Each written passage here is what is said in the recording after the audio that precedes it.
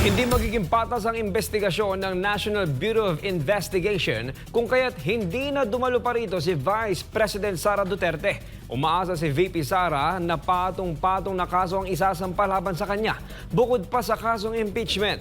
Kung papaano ito pinag-aandaan ng pangalawang Pangulo, alamin natin sa report ni Jason Rubrico.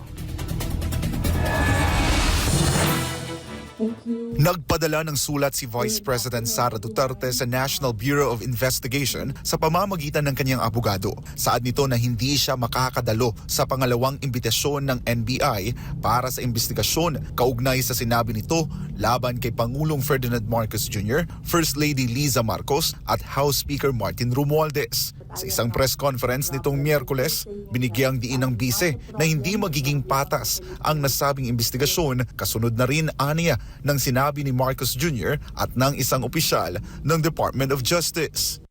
Sinabi niya, ganitong mga kriminal na gawain ay hindi ko palalampasin. So,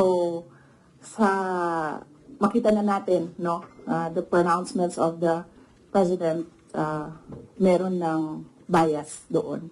I don't think magiging patas itong investigasyon na ito. Kahit pa man pumunta ako doon, hindi ako pumunta doon, we believe, and I believe, that we, meaning the lawyers and I, believe that cases will be filed.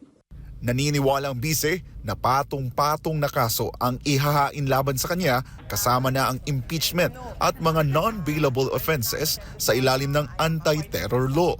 Pero tiniyak ni VP Sara na handa siyang harapin ang mga kasong ito.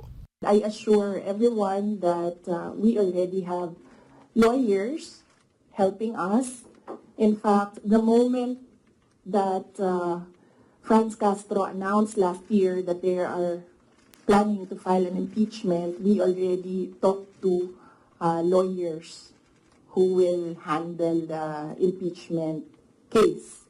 Sabi ni VP Sara, kinakailangan pa nila ng karagdagang abogado kasabay ng inaasahang pangatlong impeachment case at ibang mga kaso na isasampa laban sa kanya. Tinanggihan na rin ni VP Sara ang alok ni Congressman Rodante Marcoleta na tumayong abogado para sa kanya.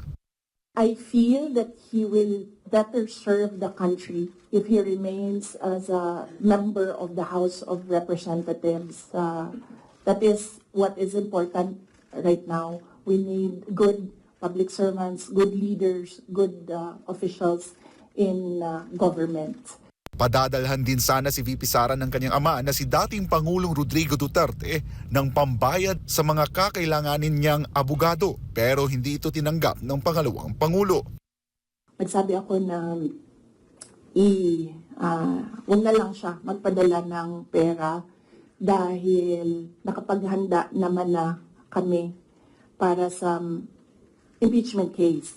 Sa kabila ng mga patong-patong na kasong inaasahang isasampa laban sa kanya, ito ang tiniyak ni VP Sara. I do not plan to leave the country or I do not plan to hide if there will be a warrant of arrest. Mainly because my children are here. So if I am detained, I want to be able to still see my children.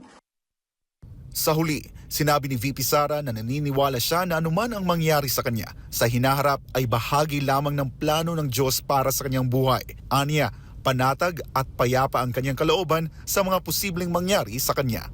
Para sa Diyos at sa Pilipinas kong mahal, ako si Jason Rubrico, SM9 News.